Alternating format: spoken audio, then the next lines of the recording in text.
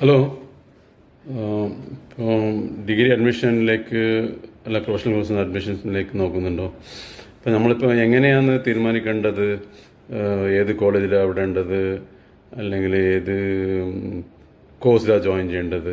ഇപ്പോൾ ഇൻസ്റ്റാഗ്രാമിലുള്ള ഇൻഫ്ലുവൻസേഴ്സ് പറയുന്നത് ബിൽഡിംഗ് നല്ലതുണ്ട്, അങ്ങനെ നോക്കിയിട്ടാണ് നമ്മൾ പിള്ളേരെ വിടേണ്ടത്. അല്ലെങ്കിൽ ഇപ്പോൾ NIRF തൊട്ട് റാങ്കിങ് ഉണ്ട്, കോളേജിൻ്റെ റാങ്കിങ് എന്താണ്, ഇപ്പോൾ കോളേജിലെ കോഴ്സിൻ്റെ പാസ് പെർസെൻറ്റേജ് എന്താണ്, പ്ലേസ്മെൻറ്റ് എന്താണ്, അങ്ങനെയെല്ലാം നോക്കിയിട്ടല്ലേ നമ്മൾ വിടേണ്ടത്. ഇല്ലേ കോളേജിൻ്റെ ബിൽഡിങ്ങിൻ്റെ ഭംഗിയും പറയുന്ന ആളെ സൗണ്ടും നോക്കിയിട്ടാണ് നമ്മൾ പിന്നെ കോളേജിലേക്ക് ചേർക്കേണ്ടത്.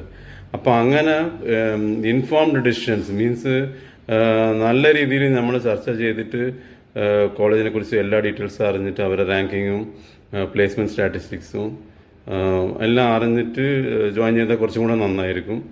എന്താ പറഞ്ഞെങ്കിൽ കോളേജിൻ്റെ റാങ്കിങ്ങിന് എല്ലാം വെയിറ്റേജ് കൊടുക്കുന്നുണ്ട്. ഈവൻ ഗവൺമെൻറ്റിൽ വരെ ചില ഇതിൽ പിന്നെ ടോപ്പ് 100 റാങ്കിങ് അങ്ങനെ ചോദിക്കുന്നുണ്ടെന്ന് പറയാം.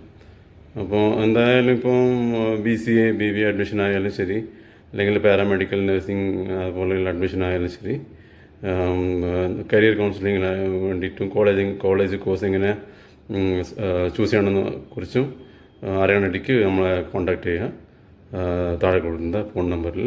നമ്മളെ നമ്പർ 8289963033. Okay, thank you.